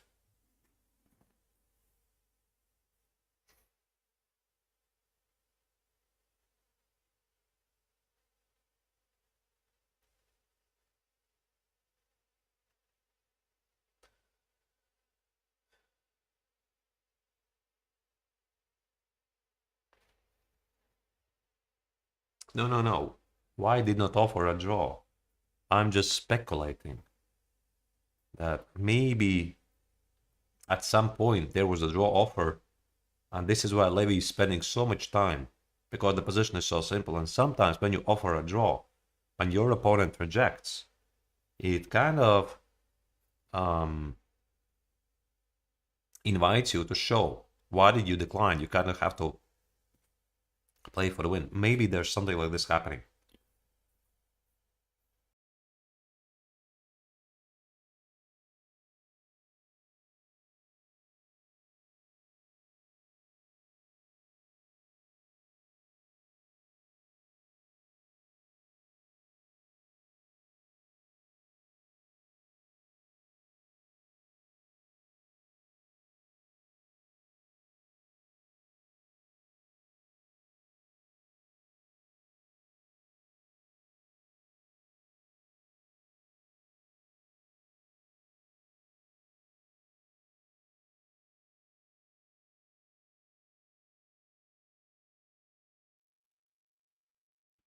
Right. Yeah, I told you. I told you. It's exactly what happened, and I had a feeling. I had a feeling that why played it so quickly that Levy was thinking most of the time to how to play for the win, and that's why Kovalchuk was playing really fast. With this draw, Levy loses some rating points. Yes, like 3, maybe more. But again, it's just leading you closer to the end of the tournament. It's not a bad call. It's a good call because Levy really wants to finish this tournament as soon as possible. Limit the bleeding and focus on working. So yeah, whatever. Losing some rating points. There's going to be more tournaments, more games. All right. This means I will probably do the commentary for the final round as well. Because my voice will survive. Yes. So, the next round, the final round, will be, let me tell you, I have to check it. 4 p.m. 4 p.m. Eastern Standard Time. That's New York time. And it means here in Central Europe, that is what time? 10 p.m. 10 p.m. Central Europe in summertime, and 4 p.m. Eastern Standard Time. I mean, you do the math, guys. I mean, check the time zones wherever you are. So I'm happy for Levy. I'm happy that he just got one game less to worry about. So losing a couple of rating points, not really bad. And yeah, we're gonna get back to the final round and then make all the conclusions. We already know what we have to work on. So we just started to work like only several months. I'm perfectly aware of things that need to be done, and Levy himself is very eager to work on these things like the calculation and decision making and add new openings. And I think it's a good idea to take a break for a couple of months and work on these things. So we'll see. All right. Thank you everybody who was caring for my voice. I'm doing okay, thank you. I'm just getting a sore throat from all of this talking, so maybe Levy actually sacrificed some rating points to save my voice. I don't know, maybe. I told him before the round that I am losing my voice, but I'm still gonna do the commentary. So, yeah. So we'll be seeing you a bit later for round 9, and I'm signing off. I'm Latvian Grandmaster Connections, as it's pretty obvious on the screen, and we'll be back with more action in a couple of hours. So have a great time. For the moment, I think I'm gonna make a recap right after this one, like in 1 hour or so. I'm gonna post a recap, so now I have time to do this. You can check it out, and wish Levy best of luck in the final round when he's playing a 2400 rated guy, and maybe he can save some rating points and then finish the tournament with a not really that bad score. 3 out of 9. Yeah, it's not great, but still lessons to be learned. All right, take care. I'm signing off, and see you later this evening.